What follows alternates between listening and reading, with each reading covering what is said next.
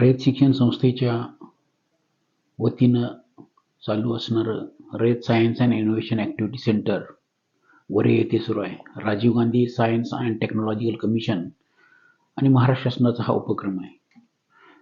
याच्या अनुषंगानं जिल्ह्यातील किंवा जिल्ह्याबाहेरच्या विद्यार्थ्यासाठी प्राथमिक असतील, माध्यमिक असतील, कॉलेजचे विद्यार्थी असतील, त्याचबरोबर शेतकरी असतील, महिला असतील, सर्वसामान्य लोक आहेत, यांच्यासाठी Rayat science and innovation activity centre कार्यरत आहे. यामध्ये मनोरंजक विज्ञान प्रदर्शन आहे, सायन्स पार्क त्याच्यामध्ये आहे, विज्ञान शिकण्यासाठी विद्यार्थ्यांच्यासाठी स्टेम लॅब उभी करण्यात आलेली आहे, इनोव्हेशन ॲक्टिव्हिटी लॅबोरेटरी आहे.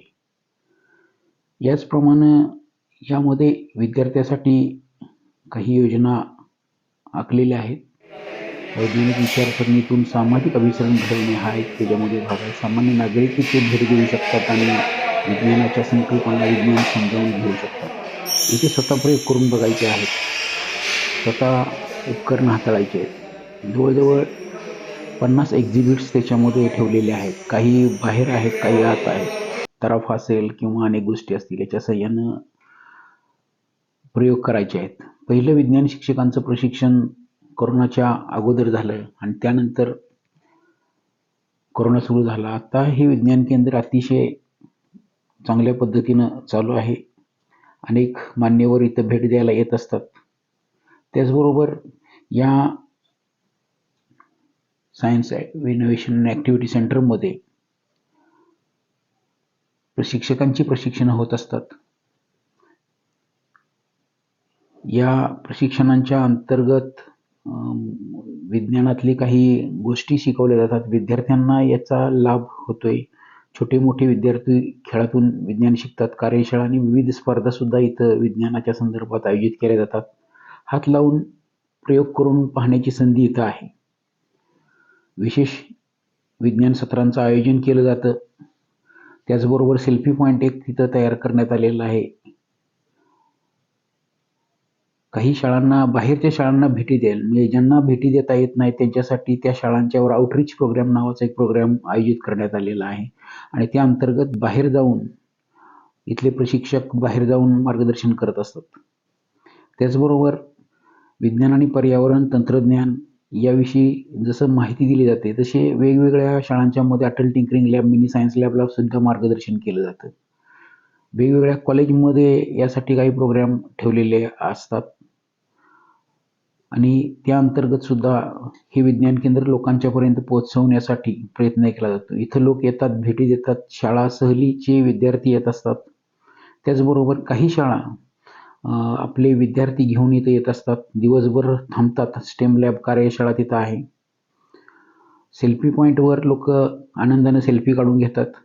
त्याचबरोबर अनेक कार्यक्रम इथं चाललेले आपल्याला पाहायला मिळू शकतात. या कार्यक्रमाच्या अंतर्गत अंतरिक्षातलं विज्ञान असेल किंवा रोबोटिक्स असेल, त्याचबरोबर 3D प्रिंटिंग असेल, याच्यामध्ये वेगवेगळ्या शिक्षकांना, विद्यार्थ्यांना सायन्स टेक्नॉलॉजीच्या संदर्भातल्या संकल्पना समजावून देण्यासाठी इथं काही प्रयोग मांडलेले असतात. ते प्रयोग स्वतः विद्यार्थी करतात आणि त्यातलं ज्ञान मिळवतात. अतिशय मनोरंजक आणि आनंददायी पद्धतीनं विज्ञान शिकता येतं. यासाठी दर रविवारी एक प्रोग्राम आखलेला आहे. दर रविवारी विद्यार्थ्यासाठी काही प्रोग्राममध्ये फन सायन्स नावाचा प्रोग्राम आहे. संडे स्कूल आहे. रविवारी सकाळी 10 ते 4 वाजेपर्यंत हा प्रोग्राम चालू असतो. दर रविवारी हा प्रोग्राम आहे.